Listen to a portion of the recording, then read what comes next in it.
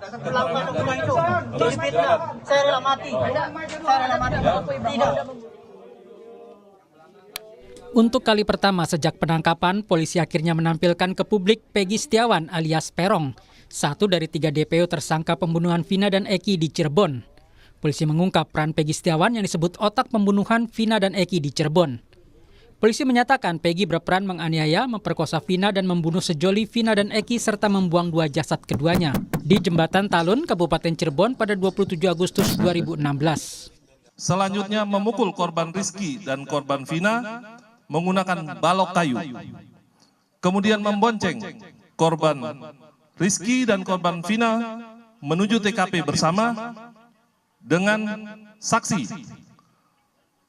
Memukul korban Rizky menggunakan balok kayu, lalu memperkosa korban Vina dan membunuh korban Vina dengan cara dipukul menggunakan balok kayu. Perburuan Peggy berjalan 8 tahun lamanya. Diakui polisi, tersangka sulit ditangkap karena selain mengganti namanya menjadi Robi, Peggy juga dikenalkan ayahnya sebagai keponakan, bukan anak kandung. Tak hanya itu, pelaku lain juga tak berani bersuara soal sosok Peggy. Yang pertama, bahwa pasca kejadian, PS ini kemudian meninggalkan kampung halamannya. Dia pergi ke Katapang sebagaimana tadi dijelaskan oleh Pak Kabid Humas. Di sana dia tinggal satu kos bersama ayah kandung dan ibu tirinya. Namun PS tidak mengenalkan diri sebagai anak kandung daripada ayahnya. Di sana dia mengaku sebagai keponakan, demikian juga bapaknya mengenalkan kepada pemilik kos bahwa PS adalah keponakannya. Hal ini dikuatkan dengan keterangan pemilik kos yang sudah kita minta keterangan. Demikian juga nama sudah diganti, bukan lagi PS tetapi menggunakan nama Robi. Yang kedua, kenapa kita sulit untuk menemukan ini, bahwa tidak ada satupun pelaku lain yang berani menerangkan bahwa PS itu ini orangnya. Polisi menegaskan DPO dalam kasus pembunuhan Vina dan Eki hanya 1 orang, yaitu Peggy Setiawan alias Perong. Padahal sebelumnya Polda Jabar sempat merilis 3 DPO dengan ciri-ciri fisik meski tanpa foto. Tersangka semua bukan 11 tapi 9. Sehingga DPO hanya 1. Untuk itulah kami selama ini meyakinkan bahwa 5 keterangan berbeda dari tersangka itu ada yang menerangkan 3. Ada lagi menerangkan 3 dengan nama berbeda. Ada yang menerangkan 5, ada yang menerangkan 1. Setelah kami melakukan penyidikan lebih mendalam, ternyata 2 nama yang disebutkan selama ini itu hanya asal sebut. Jadi tidak ada tersangka lain, namun apabila nanti di kemudian hari muncul tersangka lagi, ya kami akan periksa. Tetapi sejauh ini, fakta di dalam penyidikan kami, tersangka atau DPO adalah 1, bukan 3. Hotman Paris selaku kuasa hukum keluarga Vina meradang atas keputusan polisi. Di akun Instagramnya, Hotman Paris melampirkan amar putusan Pengadilan Cirebon atas terpidana yang menyebut ada 3 DPO dalam kasus Vina. Namun upaya pengacara keluarga Vina meminta kejelasan pada Polda Jabar tak membuahkan hasil. Saya coba ke dalam untuk ketemu dengan Pak Dir, tapi ditolak dengan alasan Pak Dir ada acara. Nah di sini yang kami rasa Polda Jabar tidak kooperatif dengan kami juga. Tadi ada statement 2 DPO dihilangkan. Lalu siapa? Apakah ia di dalam BAP itu kan sudah jelas peranan masing-masing dari 2 orang itu juga. Kenapa harus dihilangkan? Begitu. Ini yang harus tanggung jawab siapa? Siapa yang harus bertanggung jawab? Polisi menduga Peggy adalah otak di balik kasus Vina. Namun tuduhan ini dibantah langsung tersangka setelah konferensi pers. Peggy mengaku difitnah dan nama Robi merupakan nama panggilan yang biasa digunakannya. Tunggu. Agar tertib, rekan-rekan. Ya, tunggu, sabar. Kenapa ganti identitas? Kenapa ganti Robi namanya? Kami persilakan. Saya tidak pernah melakukan hukuman itu. Ini fitnah. Saya rela mati. Saya rela mati. Tidak. Sudah. Kuasa hukum tersangka pembunuh Vina dan Eki yakin Peggy Setiawan alias Perong berencana akan mengajukan pra-peradilan ke Polda Jawa Barat. Kuasa hukum menilai penangkapan Peggy memiliki banyak kejanggalan. Tim Liputan Kompas TV.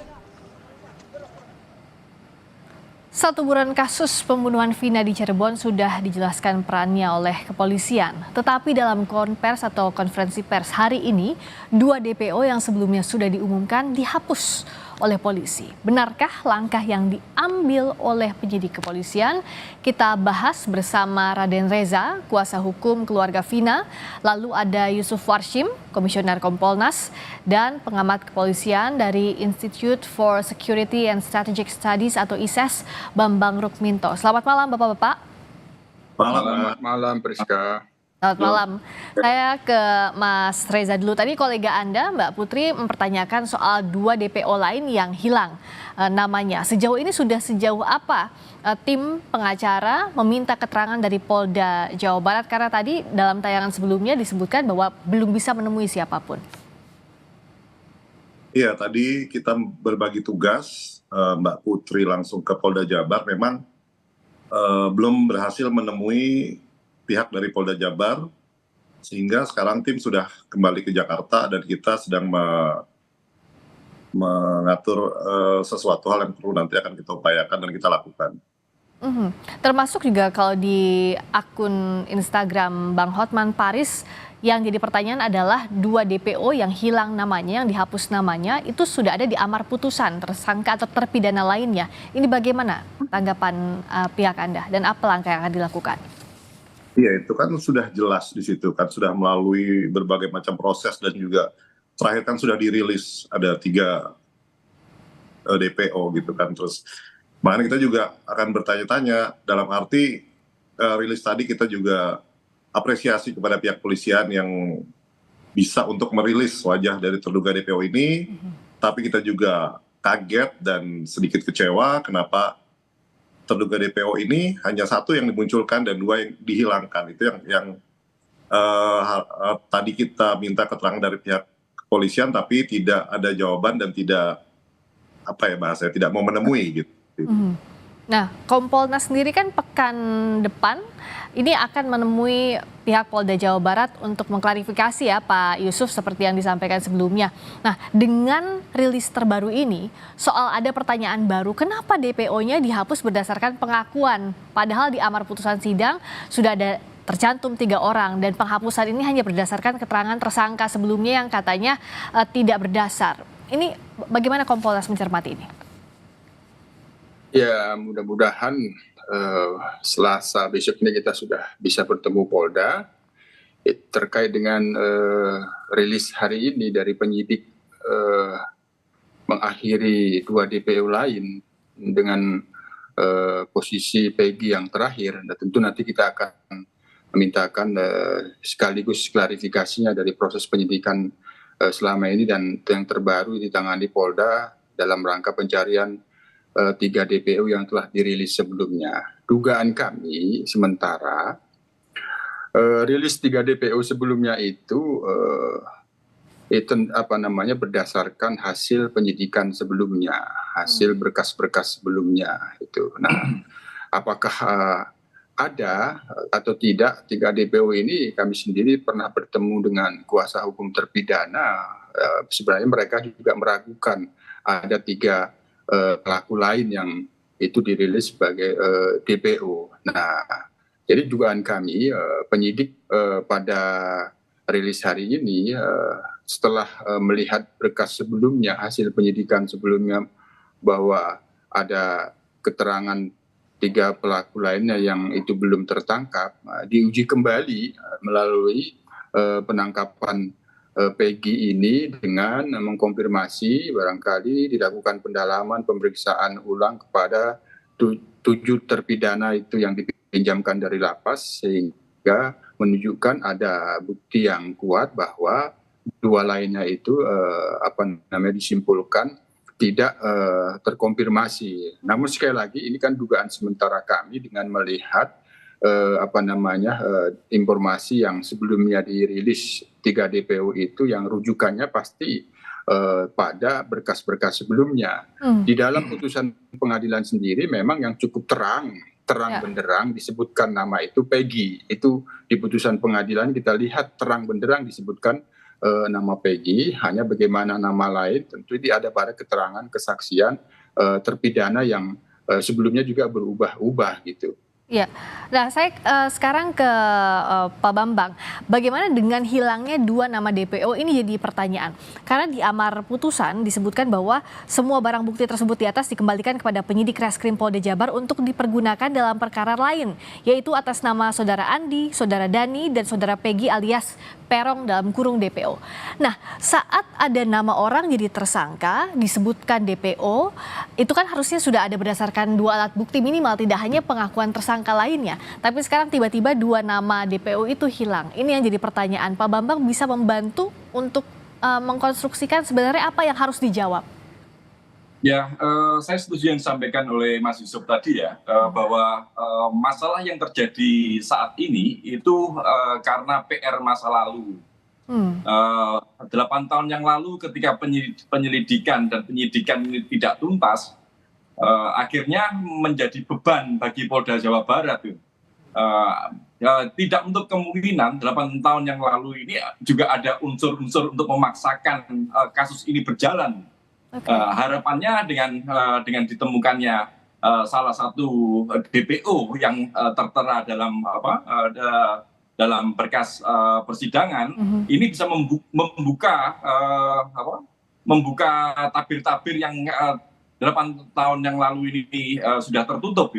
Tetapi Polda Jawa Barat seharusnya juga harus fair. Dua nama ini kemana? Kalau tidak ada, yang satu ini pun jangan dipaksakan hanya karena desakan masyarakat bahwa kasus ini adalah pembunuhan, jadi dipaksakan harus ada seseorang yang menjadi otak pelaku seperti itu. Ini akan menjadi beban terus-menerus bagi kepolisian. Makanya lagi-lagi saya mengingatkan audit investigasi terkait kasus ini 8 tahun yang lalu itu sangat penting. Apakah ada unsur pemaksaan, memaksakan penyidik memaksakan kehendak untuk mengkonstruksi kasus ini sehingga bisa masuk ke pengadilan, itu juga harus dijabarkan. Karena kalau kita melihat dari berbagai kesaksian, baik yang sudah terpidana maupun yang sudah bebas, maupun yang lain-lainnya tidak sinkron. Nama Peggy ini pun juga masih sumir, apakah dia benar-benar pelaku, dan kemudian terkait dengan 2 alat bukti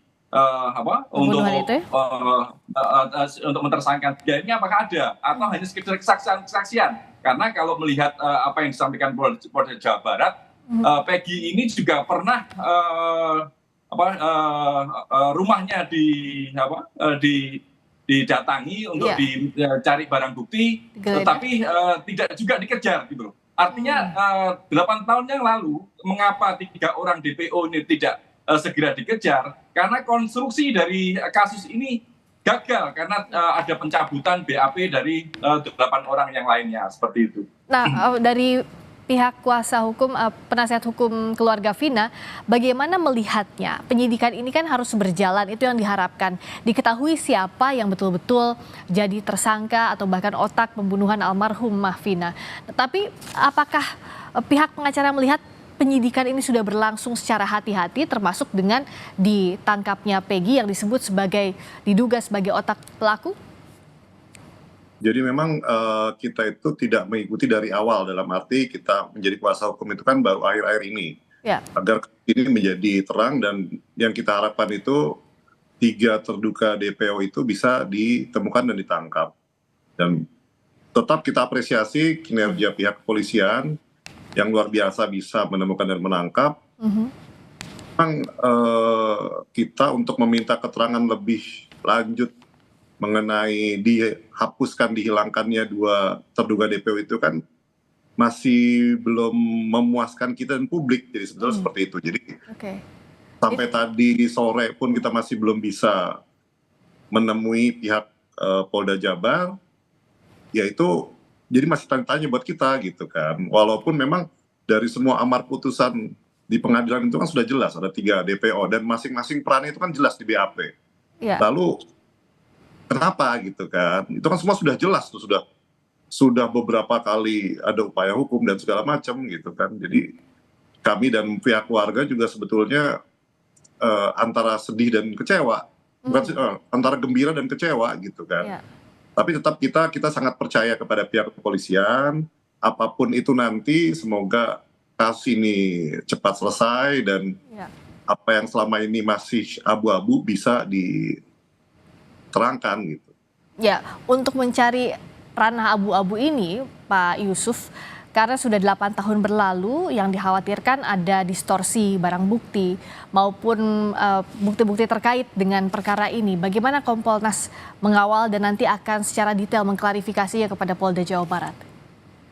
Ya, kami sebagai pengawas tentu apabila ini mengakhiri hanya pada Peggy Peron, sementara 2 yang diduga pelaku lain sebagaimana yang telah disebutkan cukup jelas di putusan pengadilan itu, maka tentu kami mendorong ya sebagaimana ajas hukum pidana bahwa criminalibus probationis beden esse clariores, bahwa bukti itu ya lebih terang daripada cahaya atau bukti itu seterang cahaya, maka benar-benar pembuktiannya itu harus benar-benar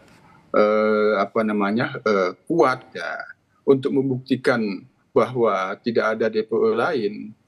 Tentu nanti kita akan melihat bagaimana penjelasan penyidik pada saat kami bertemu, dan tentu kami permintaan klarifikasinya kan secara komprehensif dari proses awal sampai saat ini termasuk merilis mengakhiri 2 DPO lainnya. Nanti kita lihat di sana apabila kita sudah bisa memahami semuanya, rencana kami mengusulkan untuk dilakukan audit investigasi, maka itu tidak diperlukan kalau memang sudah bisa dipahami.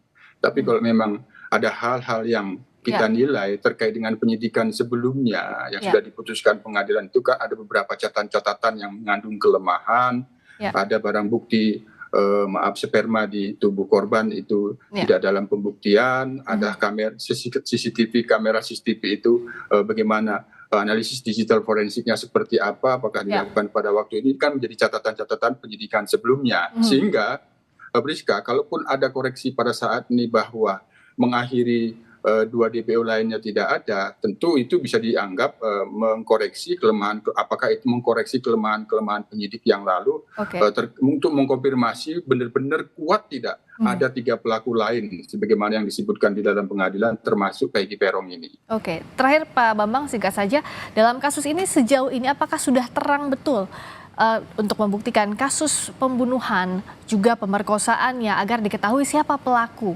yang masih buron? Kalau menurut saya masih sangat sumir ya, karena dengan pernyataan terakhir dari Polda Jawa Barat dengan 2 orang DPO yang lainnya kemudian dianulir, ini mengkonfirmasi dugaan-dugaan yang selama ini ada, bahwa penyidikan maupun penyidikan terkait pembunuhan ini ada unsur-unsur yang dipaksakan gitu. Makanya 2 orang ini yang sudah di DPO-kan selama 3 tahun kemudian dianulir.